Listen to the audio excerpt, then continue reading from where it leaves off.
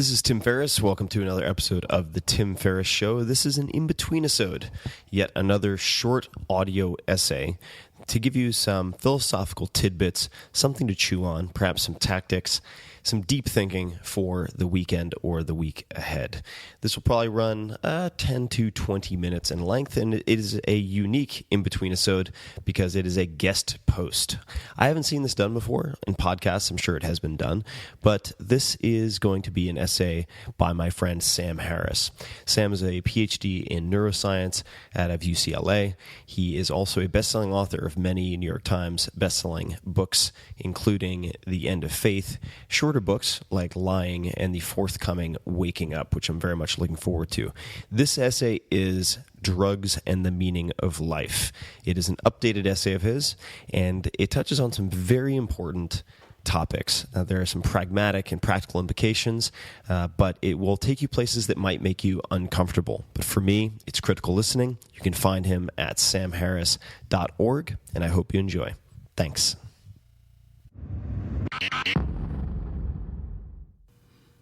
Drugs and the Meaning of Life. Everything we do is for the purpose of altering consciousness. We form friendships so that we can feel certain emotions like love and avoid others like loneliness. We eat specific foods to enjoy their fleeting presence on our tongues. We read for the pleasure of thinking another person's thoughts. Every waking moment, and even in our dreams, we struggle to direct the flow of sensation, emotion, and cognition towards states of consciousness that we value. Drugs are another means toward this end. Some are illegal, some are stigmatized, some are dangerous, though perversely these sets only partially intersect. Some drugs of extraordinary power and utility, such as psilocybin, the active compound in magic mushrooms, and lysergic acid diethylamide, LSD, pose no apparent risk of addiction and are physically well tolerated, and yet one can still be sent to prison for their use, whereas drugs such as tobacco and alcohol, which have ruined countless lives, are enjoyed ad libitum in almost every society on earth. There are other points on this continuum. MDMA, or ecstasy, has remarkable therapeutic potential, but is also susceptible to abuse, and some evidence suggests that it can be neurotoxic.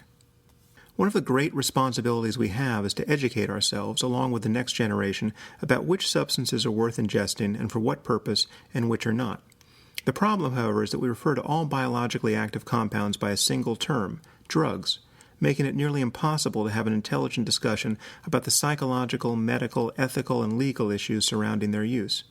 The poverty of our language has been only slightly eased by the introduction of the term psychedelics, to differentiate certain visionary compounds which can produce extraordinary insights from narcotics and other classic agents of stupefaction and abuse. However, we should not be too quick to feel nostalgia for the counterculture of the 1960s.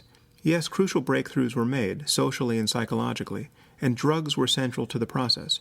But one need only read accounts of the time, such as Joan Didion's Slouching Towards Bethlehem, to see the problem with a society bent upon rapture at any cost.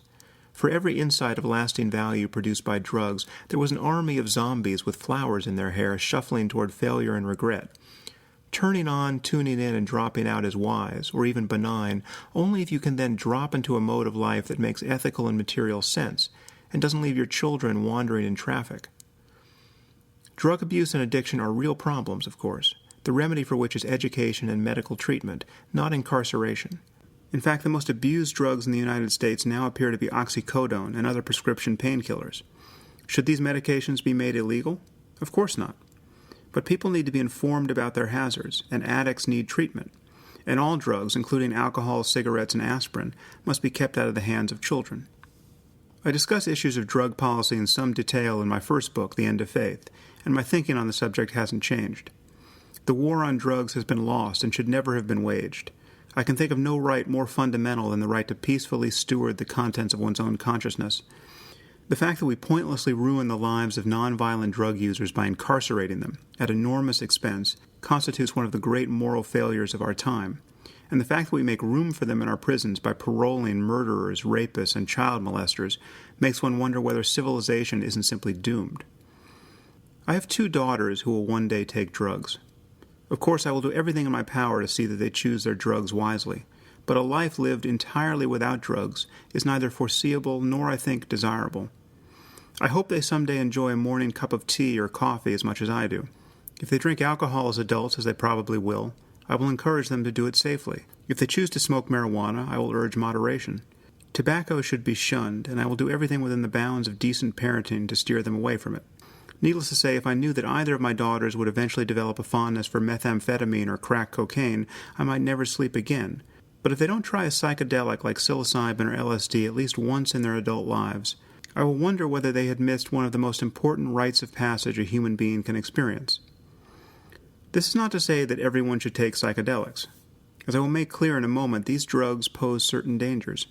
Undoubtedly, some people cannot afford to give the anchor of sanity even the slightest tug. It has been many years since I took psychedelics myself, and my abstinence is born of a healthy respect for the risks involved. However, there was a period in my early 20s when I found psilocybin and LSD to be indispensable tools, and some of the most important hours of my life were spent under their influence. Without them, I might never have discovered there was an inner landscape of mind worth exploring. There's no getting around the role of luck here. If you are lucky and you take the right drug, you will know what it is to be enlightened, or to be close enough to persuade you that enlightenment is possible. If you are unlucky, you will know what it is to be clinically insane. While I don't recommend the latter experience, it does increase one's respect for the tenuous condition of sanity, as well as one's compassion for people who suffer from mental illness. Human beings have ingested plant-based psychedelics for millennia, but scientific research on these compounds did not begin until the 1950s. By 1965, 1,000 studies had been published, primarily on psilocybin and LSD, many of which attested to the usefulness of psychedelics in the treatment of clinical depression, obsessive-compulsive disorder, alcohol addiction, and the pain and anxiety associated with terminal cancer. Within a few years, however, this entire field of research was abolished in an effort to stem the spread of these drugs among the public. After a hiatus that lasted an entire generation, scientific research on the pharmacology and therapeutic value of psychedelics has quietly resumed. Psychedelics such as psilocybin, LSD, DMT, and mescaline all powerfully alter cognition, perception, and mood. Most seem to exert their influence through the serotonin system in the brain, primarily by binding to 5-HT2A receptors, though several have an affinity for other receptors as well, leading to an increased activity in the prefrontal cortex. Although the prefrontal cortex in turn modulates subcortical dopamine production, and certain of these compounds, such as LSD, bind directly to dopamine receptors, the effect of psychedelics seems to take place largely outside of dopamine pathways, which could explain why these drugs are not habit-forming. The efficacy of psychedelics might seem to establish the material basis of mental and spiritual life beyond any doubt, for the introduction of these substances into the brain is the obvious cause of any numinous apocalypse that follows. It is possible, however, if not actually plausible, to seize this evidence from the other end and argue, as Aldous Huxley did in his classic The Doors of Perception, that the primary function of the brain may be eliminative. Its purpose may be to prevent a transpersonal dimension of mind from flooding consciousness, thereby allowing apes like ourselves to make their way in the world without being dazzled at every step by visionary phenomenon that are irrelevant to their physical survival. Huxley thought of the brain as a kind of reducing valve for mind at large. In fact, the idea that the brain is a filter rather than the origin of mind goes back at least as far as Henri Bergson and William James. In Huxley's view, this would explain the efficacy of psychedelics. They may simply be a material means of opening the tap. Huxley was operating under the assumption that psychedelics decrease brain activity. Some recent data have lent support to this view. For instance, a neuroimaging study of psilocybin suggests that the drug primarily reduces activity in the anterior cingulate cortex, a region involved in a wide variety of tasks related to self-monitoring. However, other studies have found that psychedelics increase activity throughout the brain. Whatever the case, the action of these drugs does not rule out dualism, or the existence of realms of mind beyond the brain, but then nothing does. That is one of the problems with views of this kind. They appear to be unfalsifiable. We have reason to be skeptical of the brain as barrier thesis. If the brain were merely a filter on the mind, damaging it should increase cognition. In fact, strategically damaging the brain should be the most reliable method of spiritual practice available to anyone. In almost every case, loss of brain should yield more mind, but that is not how the mind works. Some people try to get around this by suggesting that the brain may function more like a radio, a receiver of conscious states, rather than a barrier to them. At first glance, this would appear to account for the deleterious effects of neurological injury and disease. For if one smashes a radio with a hammer, it will no longer function properly. There's a problem with this metaphor, however. Those who employ it invariably forget that we are the music, not the radio. If the brain were nothing more than a receiver of conscious states, it should be impossible to diminish a person's experience of the cosmos by damaging her brain. She might seem unconscious from the outside, like a broken radio, but subjectively speaking, the music would play on. Specific reductions in brain activity might benefit people in certain ways, unmasking memories or abilities that are being actively inhibited by the regions in question. But there's no reason to think that the destruction of the central nervous system would leave the mind unaffected, much less improved. Medications that reduce anxiety generally work by increasing the effect of the inhibitory neurotransmitter GABA, thereby diminishing neuronal activity in various parts of the brain. But the fact that dampening arousal in this way can make people feel better does not suggest that they would feel better still if they were drugged into a coma. Similarly, it would be unsurprising if psilocybin reduced brain activity in areas responsible for self-monitoring, because that might in part account for the experiences that are often associated with this drug. This does not give us any reason to believe that turning off the brain entirely would yield an increased awareness of spiritual realities. However, the brain does exclude an extraordinary amount of information from consciousness, and like many people who have taken psychedelics, I can attest that these compounds throw open the gates. Positing the existence of mind at large is more tempting in some states of consciousness than in others. But these drugs can also produce mental states that are best viewed as forms of psychosis. As a general matter, I believe that we should be very slow to draw conclusions about the nature of the cosmos on the basis of inner experiences, no matter how profound they may seem. One thing is certain. The mind is vaster and more fluid than our ordinary waking consciousness suggests, and it is simply impossible to communicate the profundity, or seeming profundity, of psychedelic states to those who have never experienced them. Indeed, it is even difficult to remind oneself of the power of these states once they have passed. Many people wonder about the difference between meditation and other contemplative practices and psychedelics. Are these drugs a form of cheating, or are they the only means of authentic awakening? They are neither. All psychoactive drugs modulate the existing neurochemistry of the brain, either by mimicking specific neurotransmitters or by causing neurotransmitters themselves to be more or less active. Everything that one can experience on a drug is at some level an expression of the brain's potential. Hence, whatever one has seen or felt after ingesting LSD is likely to have been seen or felt by someone somewhere without it. However, it cannot be denied that psychedelics are a uniquely potent means of altering consciousness. Teach a person to meditate, pray, chant, or do yoga, and there is no guarantee that anything will happen. Depending on his aptitude or interest, the only reward for his efforts may be boredom and a sore back. If, however, a person ingests 100 micrograms of LSD, what happens next will depend on a variety of factors, but there is no question that something will happen. And boredom is simply not in the cards. Within the hour, the significance of his existence will bear down upon him like an avalanche. As the late Terence McKenna never tired of pointing out, this guarantee of profound effect, for better or worse, is what separates psychedelics from every other method of spiritual inquiry. Ingesting a powerful dose of a psychedelic drug is like strapping oneself to a rocket without a guidance system. One might wind up somewhere worth going, and depending on the compound and one's set and setting, some trajectories are more likely than others. But however methodically one prepares for the voyage, one can still be hurled into states of mind so painful and confusing as to be indistinguishable from psychosis. Hence the terms psychotomimetic and psychotogenic that are occasionally applied to these drugs. I have visited both extremes on the psychedelic continuum. The positive experiences were more sublime than I could have ever imagined, or than I can now faithfully recall. These chemicals disclose layers of beauty that art is powerless to capture, and for which the beauty of nature itself is a mere simulacrum. It is one thing to be awestruck by the sight of a giant redwood, and amazed at the details of its history and underlying biology. It is quite another to spend an apparent eternity in egoless communion with it. Positive psychedelic experiences often reveal how wondrously at ease in the universe a human being can be, and for most of us, normal waking consciousness does not offer so much as a glimmer of these deeper possibilities. People generally come away from such experiences with a sense that conventional states of consciousness obscure and truncate sacred insights and emotions. If the patriarchs and matriarchs of the world's religions experienced such states of mind, many of their claims about the nature of reality would make subjective sense. A beatific vision does not tell you anything about the birth of the cosmos, but it does reveal how utterly transfigured a mind can be by a full collision with the present moment. However, as the peaks are high, the valleys are deep. My bad trips were without question the most harrowing hours I have ever endured, and they make the notion of hell, as a metaphor if not an actual destination, seem perfectly apt. If nothing else, these excruciating experiences can become a source of compassion, I think it may be impossible to imagine what it is like to suffer from mental illness without having briefly touched its shores.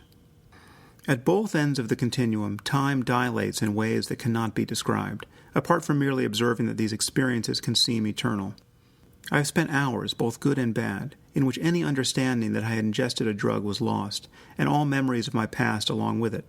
Immersion in the present moment to this degree is synonymous with the feeling that one has always been and will always be in precisely this condition. Depending on the character of one's experience at that point, notions of salvation or damnation may well apply. Blake's line about beholding eternity in an hour neither promises nor threatens too much. In the beginning, my experiences with psilocybin and LSD were so positive that I did not see how a bad trip could be possible.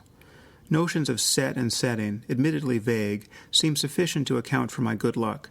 My mental state was exactly as it needed to be. I was a spiritually serious investigator of my own mind, and my setting was generally one of natural beauty or secure solitude. I cannot account for why my adventures with psychedelics were uniformly pleasant until they weren't, but once the doors to hell opened, they appeared to be left permanently ajar. Thereafter, whether or not a trip was good in the aggregate, it generally entailed some excruciating detour on the path to sublimity. Have you ever traveled beyond all mere metaphors to the mountain of shame and stayed for 1,000 years? I do not recommend it. On my first trip to Nepal, I took a rowboat out on Pua Lake in Pokhara, which offers a stunning view of the Annapurna Range. It was early morning and I was alone. As the sun rose over the water, I ingested 400 micrograms of LSD. I was 20 years old and had taken the drug at least 10 times previously. What could go wrong? Everything, as it turns out. Well, not everything. I didn't drown. I have a vague memory of drifting ashore and being surrounded by a group of Nepali soldiers. After watching me for a while as I ogled them over the gunwale like a lunatic, they seemed on the verge of deciding what to do with me. Some polite words of Esperanto and a few mad oar strokes, and I was offshore and into oblivion. I suppose that could have ended differently. But soon there was no lake or mountains or boat, and if I had fallen into the water, I'm pretty sure there would have been no one to swim. For the next several hours, my mind became a perfect instrument of self-torture. All that remained was a continuous shattering and terror for which I have no words. An encounter like that takes something out of you. Even if LSD and similar drugs are biologically safe, they have the potential to produce extremely unpleasant and destabilizing experiences. I believe I was positively affected by my good trips and negatively affected by the bad ones for weeks and months. Meditation can open the mind to a similar range of conscious states, but far less haphazardly. If LSD is like being strapped to a rocket, learning to meditate is like gently raising a sail.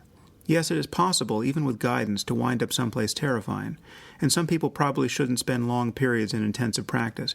But the general effect of meditation training is of settling ever more fully into one's own skin and suffering less there. As I discussed in The End of Faith, I view most psychedelic experiences as potentially misleading. Psychedelics do not guarantee wisdom or a clear recognition of the selfless nature of consciousness. They merely guarantee that the contents of consciousness will change. Such visionary experiences appear to me to be ethically neutral.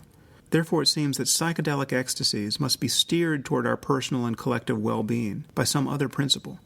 As Daniel Pinchbeck pointed out in his highly entertaining book, Breaking Open the Head, the fact that both the Mayans and the Aztecs used psychedelics while being enthusiastic practitioners of human sacrifice makes any idealistic connection between plant-based shamanism and an enlightened society seem terribly naive. As I discuss elsewhere in my work, the form of transcendence that appears to link directly to ethical behavior and human well-being is that which occurs in the midst of ordinary waking life. It is by ceasing to cling to the contents of consciousness, to our thoughts, moods, and desires, that we make progress. This project does not in principle require that we experience more content.